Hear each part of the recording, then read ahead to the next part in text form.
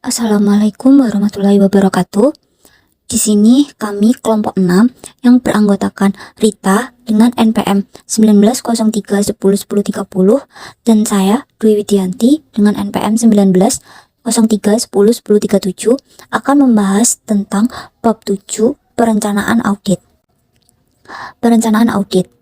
Proses perencanaan audit meliputi semua kegiatan yang berhubungan dengan penyeleksian audit, persiapan penugasan yang terdiri dari pengembangan rencana, penjadwalan audit internal, penetapan lingkup, tujuan audit, waktu pelaksanaan, dan bentuk prosedur secara mendetail.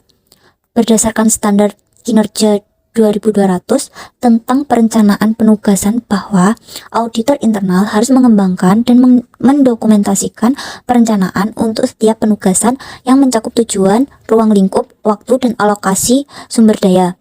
Tujuan utama dari proses perencanaan memberikan jaminan bahwa audit dilakukan secara efektif dan efisien.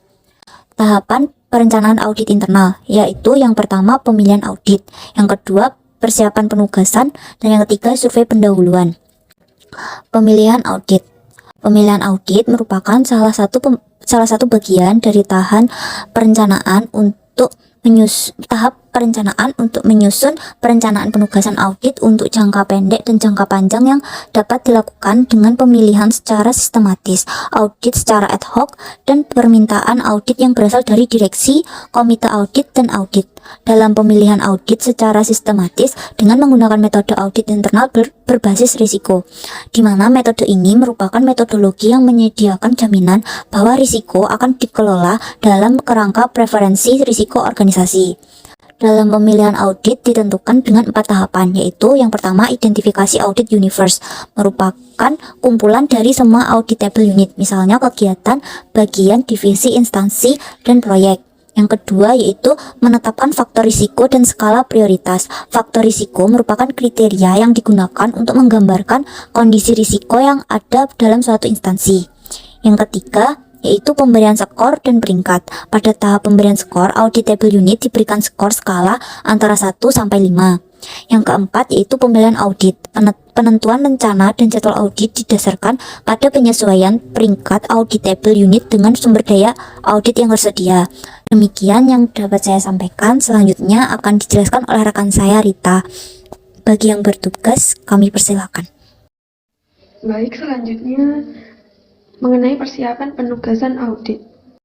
Pada tahap ini dimulai dengan penunjukan tim yang akan terlibat dalam suatu penugasan oleh SKAI dengan tujuan agar tim yang akan melaksanakan tugas mempunyai payung hukum yang kuat bahwa tim tersebut melaksanakan audit atas perintah dari atasan, bukan karena kepentingan pribadi. Kemudian dalam persiapan penugasan terdapat beberapa langkah yang harus diperhatikan, yaitu yang pertama, penerbitan surat tugas, yang kedua, koordinasi dengan auditor lain, yang ketiga, pemberitahuan kepada auditi, yang keempat, pengumpulan informasi umum, yang kelima, penyusunan rencana penugasan, yang keenam, penyiapan program audit.